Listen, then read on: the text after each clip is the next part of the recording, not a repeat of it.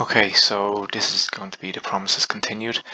Here we're going to go over some of the static methods that are available on promises. So the first one we'll go over is the promise.all. So what this does is it takes in an array, it takes in an iterable, so most commonly an array, that will be of promises, and what the all does is it waits for all of the value or all of the promises in that iterable to be completed. If any of them reject, then the overall promise will reject. So it basically waits for all promises to be completed. They all have to resolve successfully for it to follow through. So this can be useful when you want to do things like, say, getting multiple pieces of information from different endpoints, and you don't want to display it in a particular page without having all that data. So if one of them fail, you want to show an error page instead of showing part information. So what I'll do here is I'll create a new promise.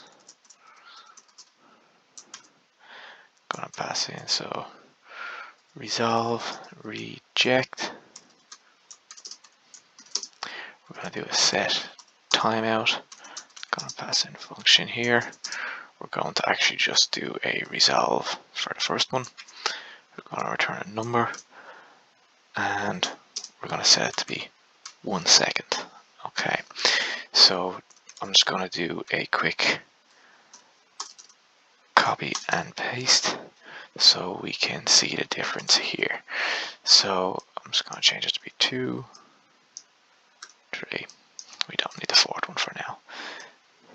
Okay, so what I see here is we have the 3 promises in an array, so they will all be fired off, and since we've set them to be all resolve, what will happen then is we'll call our then with the response values of each in an array. So log response. Okay. What you will also see is that the response values will be in the same order that the array promises are. So we should see in an array 1, 2, 3 printed out here. So I'm going to do node. This is continued. So you see a bit of delay there, waiting for the timeouts to all complete. So wait for the 3 seconds because it's the longest timeout. So we have here 1, 2, and 3 returned. So now what I'll do is I'll add in our catch. So again, this can be returned here.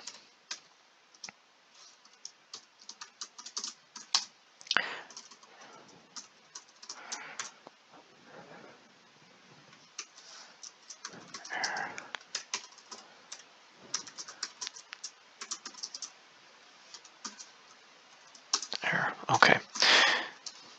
So what I'm going to do is I'm going to reject the second one. So what should happen here is that even though the first one resolves and even though the third one resolves, that doesn't matter. Because one of our promises in the array has rejected, it will return the reject, and the promise will skip the then and go into the error here, or sorry, go into the catch and display the error console log that we've listed out. Great. So you can see our error has been triggered there. So the next static method that promise has is all settled.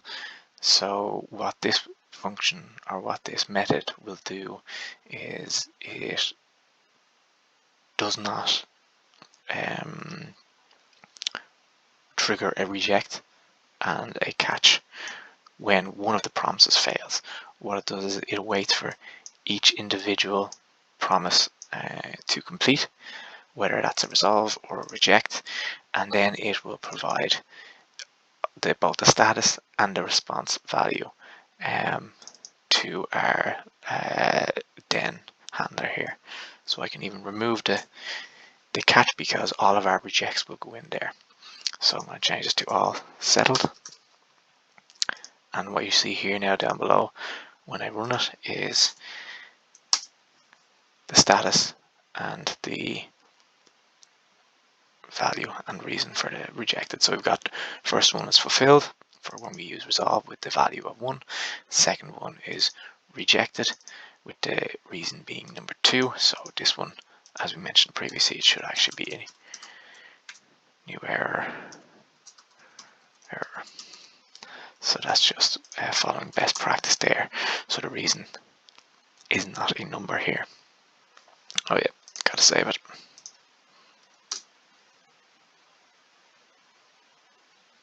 Okay, so the reason here, you see it? Perfect. Okay, so next thing that I will show is the .race. So what I'll do is I will change the .allSettled to .race, and what this method does is it waits for the first settled promise and returns that result. So that can be either a resolve or a reject. It does not matter which. So what I'll do here is I can run it after changing the race. So what we're going to have a look here. See, it's 1 second, 2 second, 3 second. So we're going to expect that this resolve 1 is returned.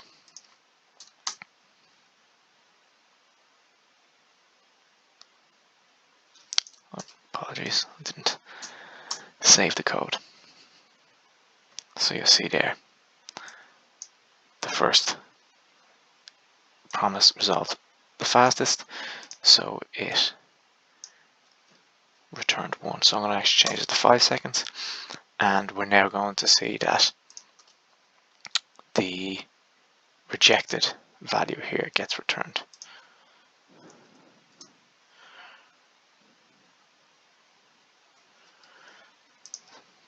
This is where we need the catch to be added in to handle that error. So you can see.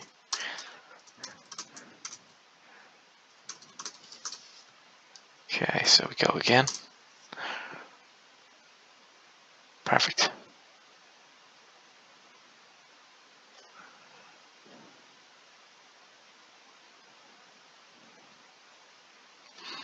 Okay.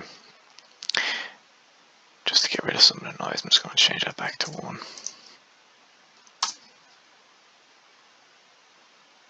Oh, sorry.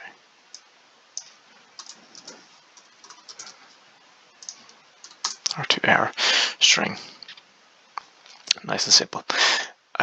Okay, so as you can see there, that's the first promise to complete, so it returns the fastest. The next API method is going to be any. So this is similar to the race method, but it waits for the first successful response, so the first resolve. So when I run it here, we can see that the first promise is now still 5 seconds. The second one is a reject, that's 2 seconds, and the third promise is a resolve of 3 seconds. So what we're expecting now is that the resolve of 3 seconds to be returned first. So we should see a printout of number 3. Okay, great. Now, if all of these values here, or if all of these responses for all of the promises are all rejected, what will happen is what's called an aggregate error, and that will be returned and will fall into our catch here.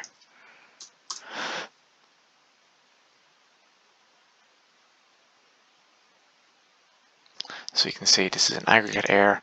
All the promises were rejected.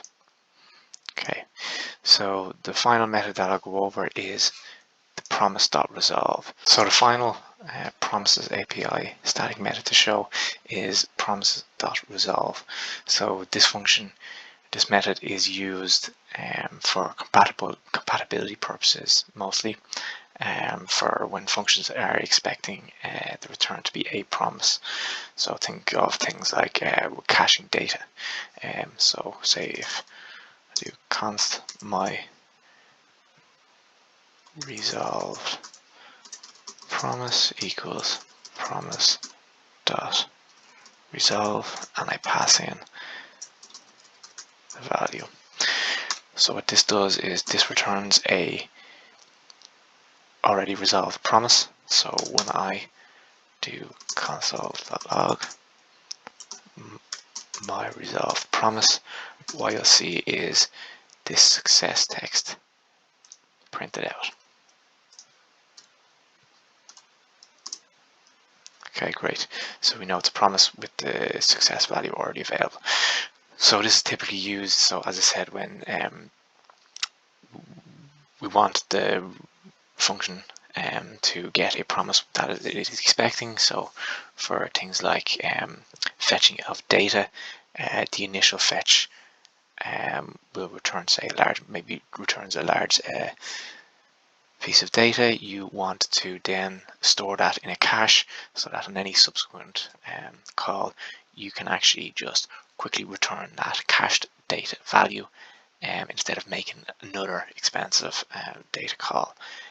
So in that scenario, your code will most likely expect a promise with the cache or with the data. So here you would create a promise.resolve passing in your cache data and return that. So that is all about the Promise API static methods.